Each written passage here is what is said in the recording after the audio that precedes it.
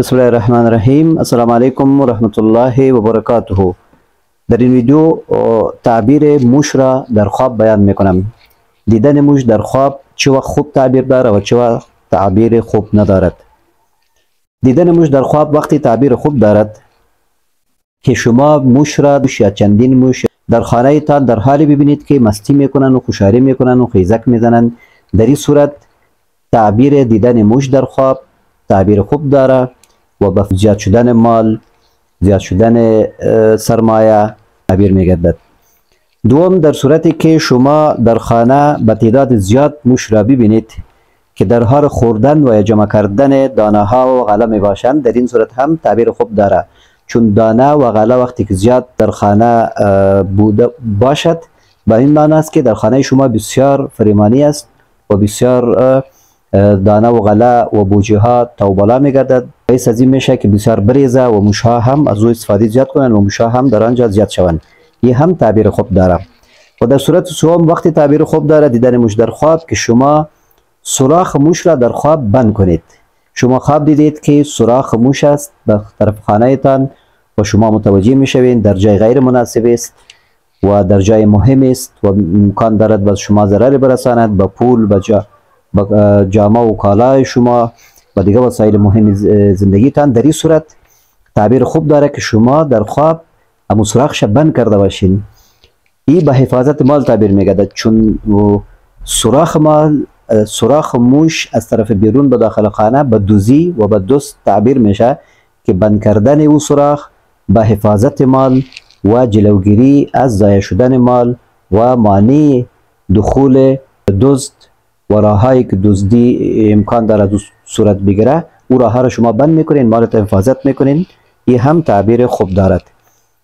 و در غیر از موش در خواب تعبیر بد هم دارد و تعبیر داره که به مشکلات مالی تعبیر میشه. بعض وقت که شما وقتی موش را در آشپزخانه تان ببینید که زیاد است و برای شما ضرر رسانده در خواب، در این صورت بعد تعبیر بد تعبیر میشه و در مسائل مالی مشکلات را و درزها را نشاندهی میکنه.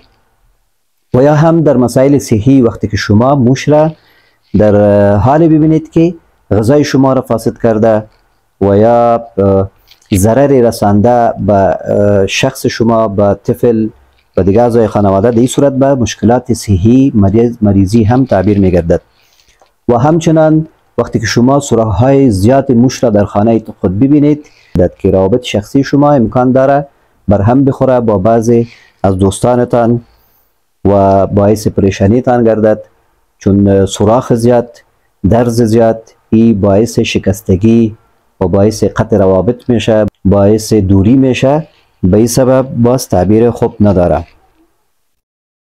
و وقتی که موش را شما داخل سوراخش ببینید و شما نتانید که او را قصد کشتن دارید که او را بکشید یا قصد گرفتنش را دارید و نمیتوانید که یا بکشید موش را و یا هم بگیرید، در این صورت باز مشکلات نفسی، ذهنی و عصبی و وهم و ترس شما تعبیر میگردد که شما میخواهید که وهم و ترس و مشکلات ذهنی وهمی را از خود دور کنید و کوشش میکنید تداوی کنید یا با طریقه های مختلف میخواهید که از زیر فشار روحی خود را نجات دهید ولی نمیتوانید.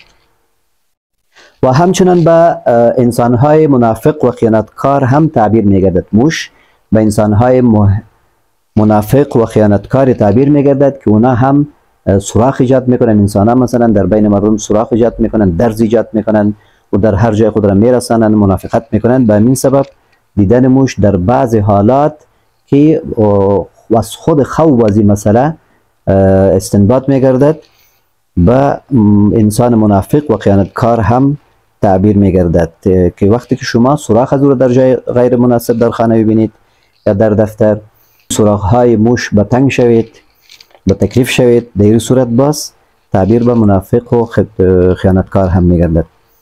به حسد و سحر و جادو و نظر هم تعبیر میگردد موش. وقتی که شما سوراخ های موش را در جای های بسیار حساس خانه تان ببینید، در زیر فرش و یا در جاهای مهم دیگه که شما از او سخت حفاظت میکنید و کوشش میکنید که در اونجا چیزی ضرر راه پیدا نکنه. در این صورت باز به حسد و نظر و سحر و جادو هم تعبیر میگردد که امکان دارد برای شما مسئله باشد و شما نظر شده باشید یا حسد هم برای شما کرده می شود و تکلیف روحی به شما به سبب از او میرسه، سحر و جادویی شده. در این صورت هم تعبیر خوب ندارد. باز وقتی که شما موش را به رنگ‌های مختلف ببینید، این تعبیر به شب و روز میگردد. وقتی که شما موش را به شکل سیاه، رنگ سیاه و یا نزدیک به سیاه ببینید، به شب تعبیر میگردد. یعنی معنایی که اما در مطابق با مخاب با تعبیر میگردد که شما یا شبها را ضایع میکنید و یا هم فرصت های برای شما است به خاطر نوشتن یا عبادت، درس خواندن که از شما ضایع میشه و به شکل موش سیاه او را در خواب میبینید. و موش سفید به روز تعبیر میگردد. اگر دوش یک جای دیده شود موش سفید و سیاه، باز به شب و روز تعبیر میگردد، به ضایع شدن وقت و به تلف شدن اوقات و فرصت ها تعبیر میگردد. همچنان موش در خواب به خادم و زن فاسقه هم تعبیر میگردد. خادم شما مزدور یا خادم کسی که خدمتگار است در خانه، در دفتر، در دکان و او خدمتگار درست کار نمیکنه و فاسق است، معنی که از امر شما سرپیچی میکنه و باعث تاوان و ضرر به شما میگرده. و یا زنی که او زن شما باشه که در صورتی که شما موش را به صورت غیر مناسب در خواب ببینید، به زن فاسقه هم تعبیر میگردد که فامیل خودتان و یا زن دیگه‌ای که باعث بروز مشکلات در بین شما میگردد. در این باره خواب هم است، میگویند که در دیوار ما موشها بالا و پایان میروند. یک پشک هم است که یک موش چاق را گیر میکند، در دهن میکند. من دم موش را با دندان خود میکنم. شما موش را دیدین که در دیوار بالا و پایین میرود، معنی که مشکلاتی در خانواده شما است که او مشکلات در حال لبریز شدن است و او مشکلات در حال افشا شدن است که شما نمیخواهید او مسائل افشا شود و او مسائل در حال افشا شدن است.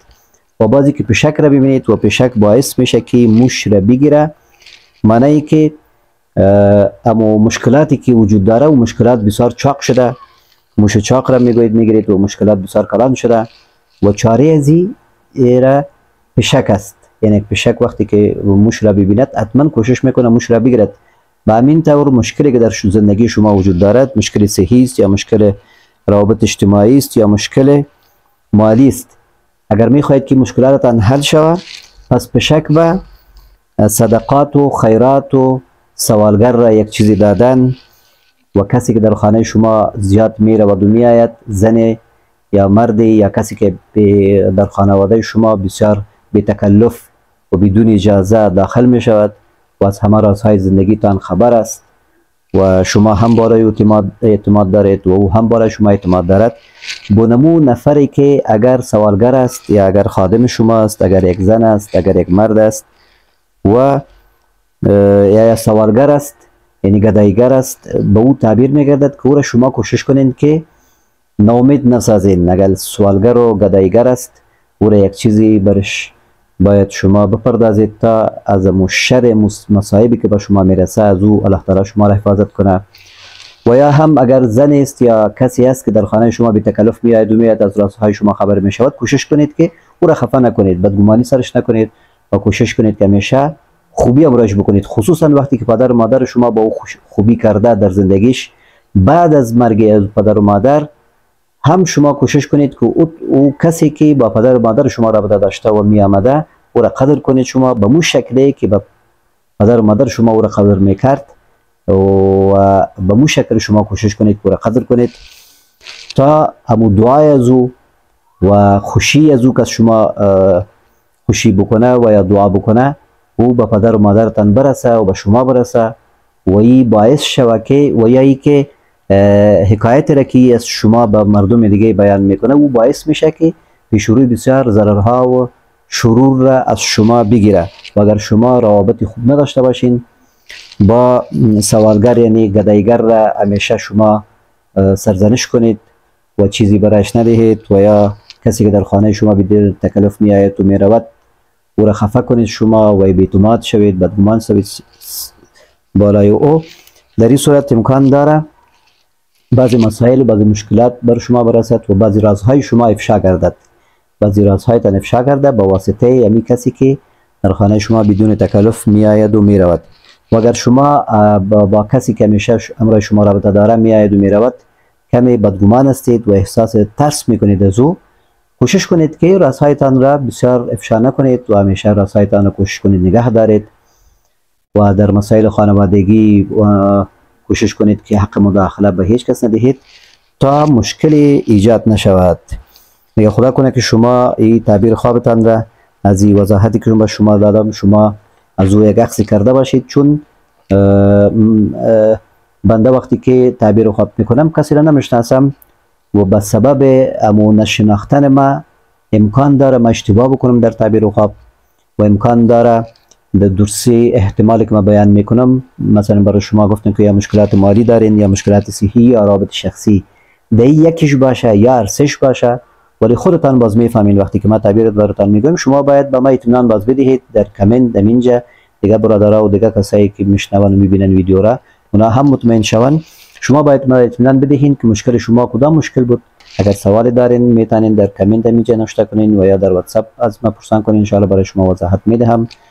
و تعبیر خواب وقتی که بیان میشه ای به شکل جزم بیان نمیشه، به شکل علم بیان نمیشه، بلکه به شکل یک تحلیل و یک تعبیر کردن بیان میشه که قبول کردنش شرط است که شما باید او را دلتان بگیره و را قبول بکنه و سوال کنید و صحت بخواهید تا اینکه شما مطمئن شوید و امو خیری که در تعبیر خواب است امو خیر به ما هم برسه که ثواب است و برای شما هم برسه که یک متوجه شدن است به اشتباه، از یک خیر استفاده کردن است، از یک شر خود را حفاظت کردن است.